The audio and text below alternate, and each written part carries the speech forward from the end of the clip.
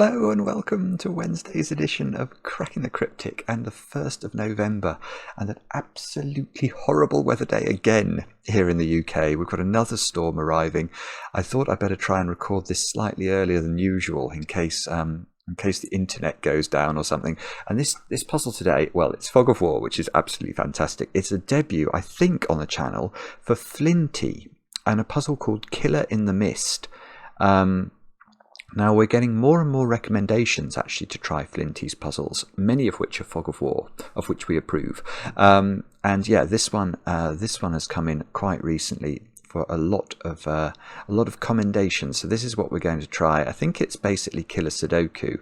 And the idea of Fog of War, if you've never seen one of these puzzles before, well, you're in for a treat. The idea is that, say we could deduce what this digit was, and we put it in the grid, then it would clear the fog from the surrounding cells. So we'd learn more about what was going on underneath the fog, and that will allow us to solve the puzzle. So you mustn't guess. Obviously, if I type in all of the digits, 1, 2, 3, 4, 5, 6, 7, 8, and 9 into this cell, one of them will be right, and all the fog will be revealed. That is not how you're meant to do Fog of War puzzles. Anyway, we'll get to the rules and I will formally read them in a moment or two's time. But I suppose I'll start with a thank you, actually. We ticked over 560,000 subscribers yesterday, a number that beggars belief. I think back to 2017 when the channel just started, and we were grateful when we got one new subscriber a day. I mean, genuinely a day, because YouTube used to send us an email when we got a new subscriber back in those days. 560,000 subscribers later, it is astonishing. So thank you so much if you're one of those people. We really do appreciate it. And we're trying to make it worth your while by doing at least 2 videos a day, which we've managed to do since the start of the COVID pandemic. Yeah, and it's amazing. Now, with it being the 1st of the month, that means it is Patreon reward day over on Patreon. So at 4 p.m. UK time, so it's already out by the time this video goes out. It's not 4 p.m. at the moment in the UK, obviously. There will be a brand new Patreon reward from DiMono. It's a sort of story type Sudoku hunt where to access the later chapters of the story you have to solve some puzzles. Shouldn't be too difficult, we think, this month, and DiMono's puzzles are always great, so do check it out, do have a go, and do send in your answers if you want to be in with a chance of winning the competition. And now I'm going to share with you something that tickled me pink that Mark sent me earlier, and Mark was sent it by Emily Williams, who is one of our great helpers and supporters. Emily, thank you so much for all you do for us on the channel. But Emily was learning about Mark and my crossword history and discovered this photo. I mean, I look the same. That was 17 years ago. Can you believe it? So yeah, I was about the age that Mark is. Mark's about the age that I am now, if you see what I mean. But this is the silver salver for the listener crossword. So basically, I'd won the silver salver the year before, and then I get to pass it on to the next person who wins it, which happened to be Mark. So you can see that this is a sort of prize giving ceremony. Yeah, 2006. Can you believe it? I mean, that's even longer ago than 2017. There's a knowledge bomb for you. But anyway, I think neither of us done too badly in terms of aging. I won't tell you what Mark's wife said when she saw that picture. But Emily, thank you so much for digging that one out. That was really most appreciated. Now, I've got some birthdays and anniversaries to do, so let's do those. Let's go through. We've got Connor down there in Australia, who's turned 23 today. And I know this because your friend Amy in New Zealand wrote to us. She described you as being an absolute sweetheart and a bit of a genius. Well, I don't think you could really get a better description of a person than that, could you? An absolute sweetheart and a bit of a genius. So Connor, I hope you get cake today. I think Amy hoped you get cake as well. But happy 23rd birthday. Eva, I was late with your birthday. I didn't get the message in time yesterday, but you've turned 19. You turned it on Halloween. So I hope you had a good day yesterday. Apparently the channel cheers you up if you've had a bad day, and that's great to hear. It's not great to hear you've had a bad day, but it's great to hear that we can make a small difference. Michael and Karin, it's the 20th anniversary of when you met. So, I mean, this is fantastic over there in Austria. And basically, Michael wrote to us, said he's looking forward to the next 20 years at least. You've now got 2 children together, and I think you met internet dating, and you've been having online conversations before the 1st of November 20 years ago, but you've never actually met. So this was the first day you met 20 years ago. So congratulations. And then another anniversary, this time a wedding anniversary for Mr. and Mrs. Blobs. Blobs being a constructor that we featured many times on Cracking the Cryptic. And apparently they first met 27 years ago, and within a week of meeting, they knew they'd found their life partners. Isn't that lovely? And I have a picture. I've got a picture. There we go. Mr. and Mrs. Blobs, I think in California. I thought it was Stellenbosch when I first saw this picture, but I think it's actually in California, a rather nice looking winery, so that looks very nice. I don't know how long ago that picture was taken, but Mr. and Mrs. Blobs, happy anniversary. Mariska, you've turned 36 today, and I know this because Matt wrote to us, and apparently when you watch the videos you guess my next words, and you're often correct, uncannily correct, and you've been teaching your 6-year-old son about Sudoku, and your 6-year-old son also often gets the correct answers for what goes in the next cell. So that sounds fantastic. Mariska, happy birthday for today. Now, I was late with this one as well. This was yesterday. Daniel and Kayla were born 3 years apart, but both of them are siblings, and they both share the birthday of Halloween. That's very well organised of your parents. So Daniel and Kayla, I hope you had a great day yesterday with the chocolate cake, of course. And then finally, just a late message arrived from Guillaume, who asked us to say happy birthday to his wife, Veronique. I'm not sure how old you are, Veronique, but happy birthday, and I hope you have chocolate cake as well. And that's all the news. Let's have a look. Killer in the Mist by Flinty, and see what we've got to do. These are the rules. We've got normal Sudoku rules apply. So we've got to put the digits 1 to 9 once each in every row, in every column, and in every 3x3 box. Most of the grid is covered in fog, and placing correct digits will clear the fog from the surrounding cells. No guessing is required. Digits in cages must sum to the small clue in the top left corner of the cage. So those 3 cells sum to 12. Digits cannot repeat within a cage. Okay, so look, we can see there's sort of a cage here.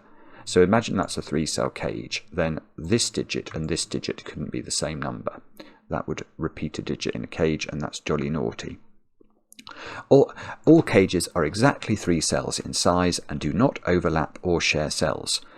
Right, so what that is telling us is that this cage can't be any bigger than that, in fact, because it's only allowed to be 3 cells large, and the cages do not overlap or share cells. Well, I don't see any opportunities for that to happen, but maybe under the fog there will be such opportunities. Do have a go. The way to play is to click the link under the video as usual, but now I get to play. Let's get cracking.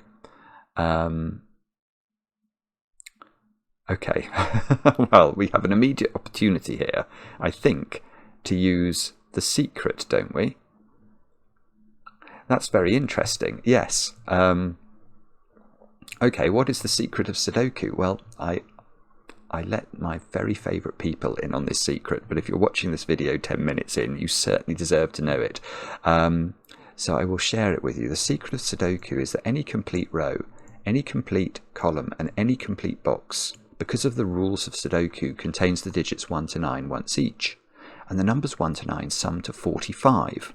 So I know that these cells sum to 45, but if we actually look at the structure of what's going on in this box, we also know that those cells, let's make them purple for a moment, they sum to 4 lots of 12, which is 48. So how can we how can we fill these digits in to equalise those two things? Well, we're going to have to put 1s into all of those. So I don't think I've ever had the opportunity to do this before in a fog puzzle. I can put 1s into all those cells. Actually, I'm going to do this in the most dramatic way possible without the purple highlighting. So if I put 1s into all those, it's going to clear absolutely boatloads of fog, I think. There we go. 10 cage in 3 cells without using a 1. That must be 2, 3 and 5. It's the only way to do it with different digits. No, that's okay. Okay, doing that 10 cage made me immediately think about this 10 cage, which we know is 3 cells large, so it's those 3 cells. And none of these cells can be a 1 either. This one blocks these 2 from being a 1, and that one blocks that one from being a 1. So that's also 2, 3, 5. I was worried for a moment that I'd put too many 2s, 3s and 5s into a box, but I haven't. What that's telling us, look, is that there must be a 2, 3, 5 triple at the bottom of column 1 by Sudoku, because wherever the 2 is, it'll obviously then be repeated down there. If there was a 2 here, or if there's a 2 there, that's going to be a 2. So you're going to end up with the digits 2, 3 and 5 at the bottom there. Right, so what do we do now? 1 in box 2. Where does it go? It can't repeat in this cage, so by Sudoku it goes there. So this is a 12 cage without a 1 in it. If it didn't have a 2 in it, it would be 3, 4, 5, which it can't be. Is it as simple as that? I think it is. These squares here, if there was no 2 in this 12 cage, it would be 3, 4, 5 because it can't have a 1 in it, and that would make both of those digits have to be 2, which is not going to work. So one of these digits is a 2. These squares do not include 2. The other 2 digits that have to be in this cage with the 2 have to add up to 10, and they can't be 1, 9, 2, 8, the 2 would repeat, or 3, 7. So they are 2, 4 and 6. I don't know how hard this puzzle is. So far it's lovely, isn't it? It's very smooth. Right, so where do 7, 8 and 9 go in this row? They have to go in those squares, look. Now, where's the next? There's a 1 down here by Sudoku. Which other cages have we not used? There's a cage here that's sort of going down into the fog.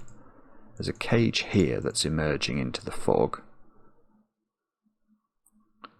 There is...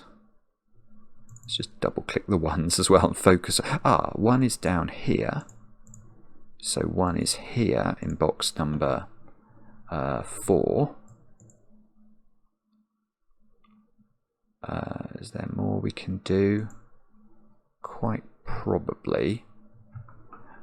Let me just mull this over for a moment or two. I don't know actually. This cage can't have a 1 in it at all. I can see that. Because wherever... It's obviously going to this cell, and its next cell, because it's only 3 cells large, is in one of those 2 positions. And either way, it sees a 1 in every position.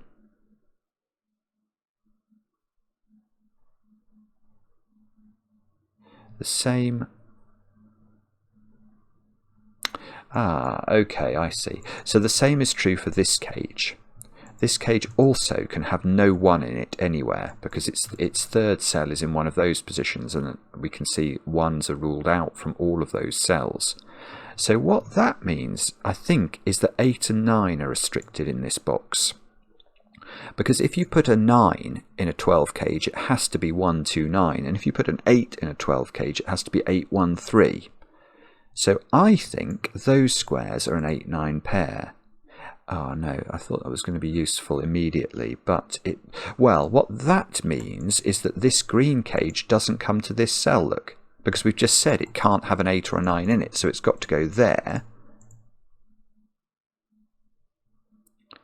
Now, is that useful? Maybe not. That's a 2. Actually, I've got a 3, 5 pair here, so that's a 2. That would probably have been useful to note before that, wouldn't it? There's a 2 up there. And do we know whether 2 is in this 12 cage? If it was here, then by Sudoku this would be a 2. Okay, no, let's come back to this 12 cage. This 12 cage has not got 1 in it anywhere, can't do, because of this one up here, seeing that square. It hasn't got 2 in it, so this is 3, 4, 5. That's going to do something, is it? So that square is now at least equal to 6. And we are, okay, it's at least equal to 6, but we know it's not 8 or 9, so it is 6 or 7. Now, do we, and we know, okay, we do also know where this cage goes. It goes there. So there's no 1 in this cage.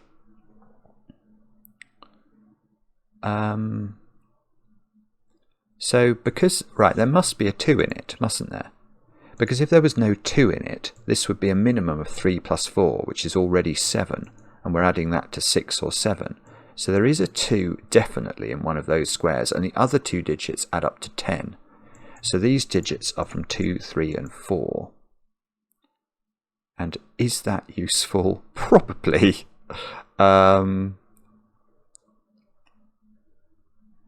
Oh no, well it is useful, but in a way that I wasn't thinking immediately. Where is 7 in this box is the question we should be asking. It's got to go there. No other cell seems to be able to go there. So this is now, that's got to be a 2, 3 pair to add up to the extra 5 that we need. This is nice, isn't it? It's nice. It's not too difficult. I've got a 22 cage here, which is going in 2 directions as well. There's definitely the 5 in this box.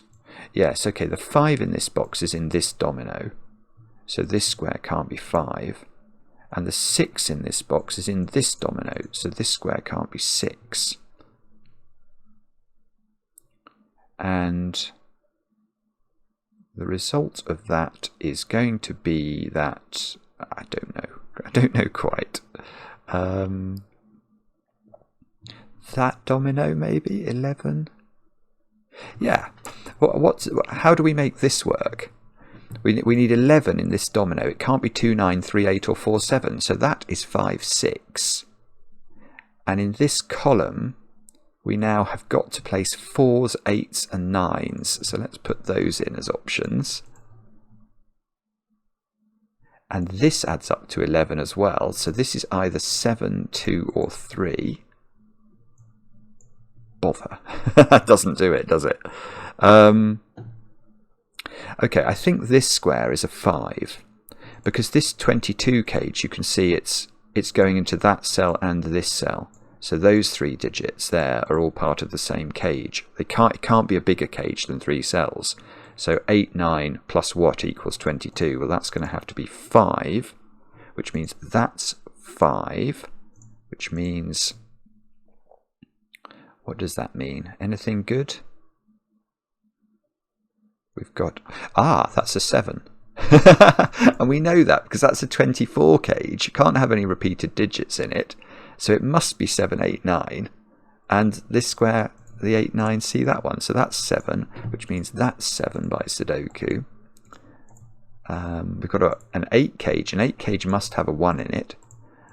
You can try and make it with 2, 3, 4 if you like. You won't get up to the right number. And there's a 20 cage here, which can't... Well, the 20 cage must have an 8 or a 9 in it. And that square cannot be 8 or 9. So this is an 8 or a 9. Because this one can't be 8 or 9 either. So it's got exactly one of 8 and 9 in it. So if it was 8, the other 2 digits, if this was 8, the other 2 digits would add up to 12 and couldn't use 9, so they would be 5 and 7, and that might work.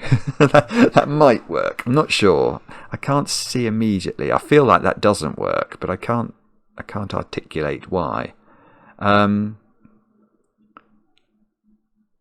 Okay, so that's one possibility. What's the other possibility? If this is 9, These two squares have to add up to 11, but they couldn't be 2, 9. They couldn't be 3, 8, because you couldn't put an 8 into them. So they would either be 4, 7 or 5, 6. So that would be, okay, let's actually fully pencil mark the options here then. So one option was that this was 7 and this was 5. The other option is that we've got 7, 4, so this would be a 4, or 5, 6, so this would be a 6. Okay, so that doesn't quite butter our parsnips, does it? It nearly butters them, but not quite enough.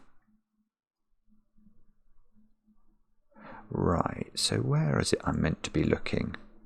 Oh, I thought for a moment there was a 4 in one of these, but that's not true, necessarily at least. Maybe this 8 cage. Ah, yes, okay. Yeah, this is a good place to look. This 8 cage can't... There are 2 ways of making up 8 in 3 cells in Sudoku. 1, 3, 4. Well, it's not that, because then this cell couldn't exist. Or 1, 2, 5. So it must be 1, 2, 5, and there's a 2, 5 pair. So this must be 2, 5, and we can place the 1, and that might... No, it didn't. It didn't reveal any fog, but it did place a 1 in this box. We've now got a 10 cage here. Can we put 1 in it? Well, we have to put 1 in it, because this 10 cage can't be a 2, 3, 5 cage, because 2, 3, 5 is staring at it maliciously down this column. So this has to be a 1.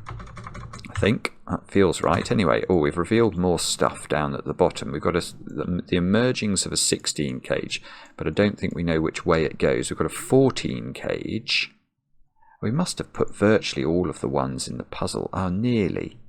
There's a 1 down in the corner somewhere. And these 2 squares add up to 9. So that can't be 2 anymore, because that would put a 7 here. So this is either 6 or 4. 6 or 4. Why am I typing 5 in? 2, 5 here makes this a 3. So that's a 2. This 3 means that's a 4 and that's a 3, which means that's a 4 by Sudoku. That looks right. It did clear some fog. We got a 2, 6 pair here. Now, what does all that mean? 8 and 9 actually in this box. Sorry, that's probably been available for ages. I've only just seen it. So this is a 4, 6 pair. And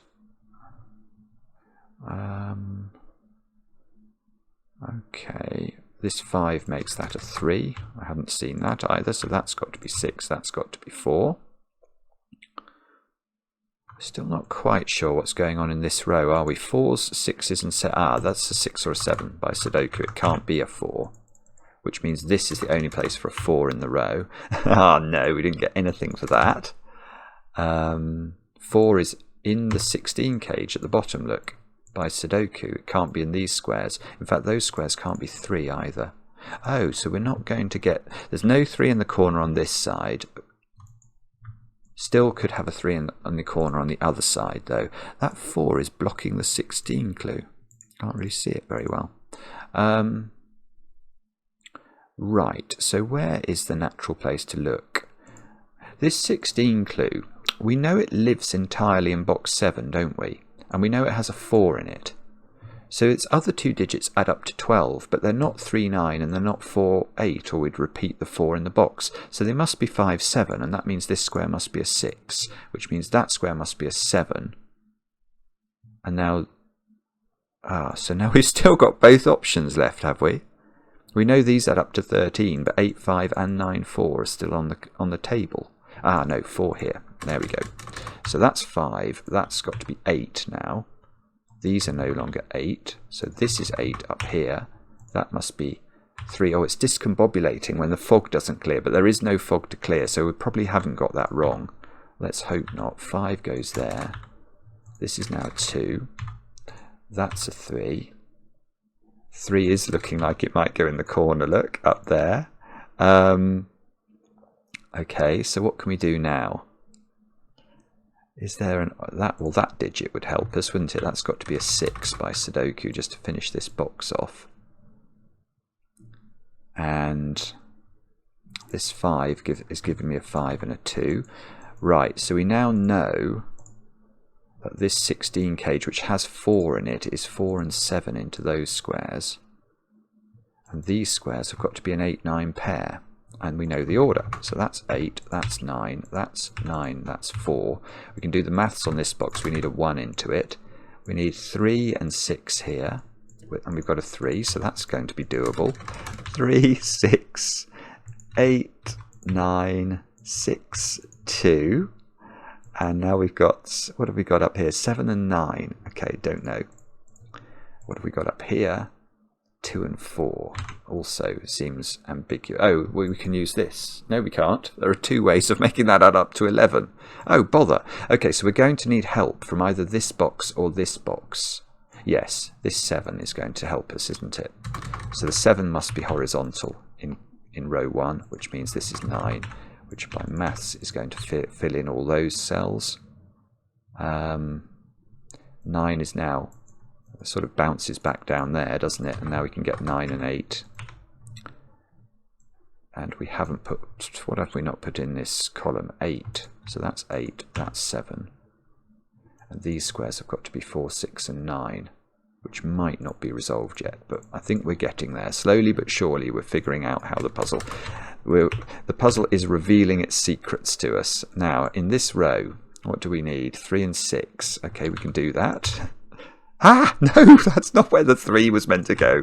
Bobbins, we're not going to get a 3 in the corner today. 1, 2, 7 here, so this is 2. And this is a 1, 7. Oh, I've got, yeah, okay, so the 1, 7 pair is resolved. Is the 8, 9 done in this column? 6, 8 and 9 to place. Maybe not, but there is a cage that's just emerged up here that we can probably do something with. How should we do this? This square's not 8. Is this all resolved? There's a 6 in one of those squares. I don't know if that is resolved. That corner square can't be a 9. So this cell is a naked single, apparently. I think we've got 4, 5 and 6 to place in the top row, and 4 and 6 looking at it in column 9. So that becomes 5, that becomes 5, that becomes 2. There's a 2 in one of these squares where you can't put a 2 in a 3-cell 20 cage. It won't add up to enough because you can't put double 9 into the other squares. So now we can see this is a 7, 9 pair, and we know the order. There we go. 9, 8. This is now a 6. This is an 8. 5 and 6 go into these squares. We get 4 in the corner up here, 9 here, and 6 here. That's lovely. That was lovely. Very interesting. The logic around the middle, I think, was my favourite bit. Let's see if it's right. It is right.